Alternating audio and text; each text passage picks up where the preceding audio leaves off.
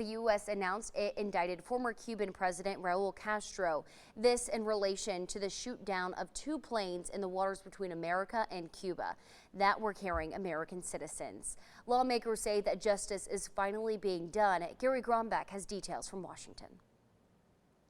Nearly 30 years after 2 civilian planes were shot down over the waters between Florida and Cuba, the United States today announcing the indictment of former Cuban President Raúl Castro for giving the orders to bring down the planes. As alleged in the indictment, Raúl Castro and 5 co-defendants participated in a conspiracy that ended with Cuban military aircraft firing missiles at those civilian planes and killing 4 Americans. Acting Attorney General Todd Blanche in Miami today, Cuban Independence Day. For nearly 30 years, the families of 4 murdered Americans have waited for justice. The planes belong to a group called Brothers to the Rescue, who carried out humanitarian missions to save Cubans fleeing the autocratic island nation. Cuba says the planes violated its airspace. 4 Americans died in the shooting, including a pilot, Carlos Costa. His sister says Costa wasn't even supposed to fly that day. Time heals, but it doesn't let you forget.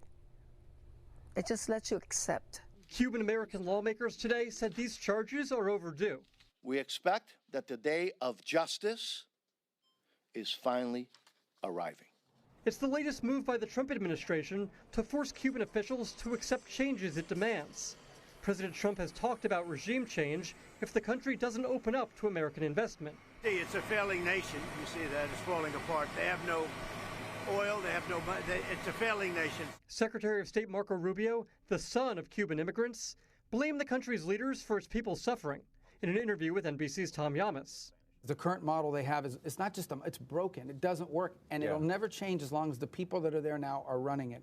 And today, in a Spanish-language video, encouraging Cubans that new leadership will set the country on a path to better relations with the U.S. Gary Grombeck, NBC News, Washington.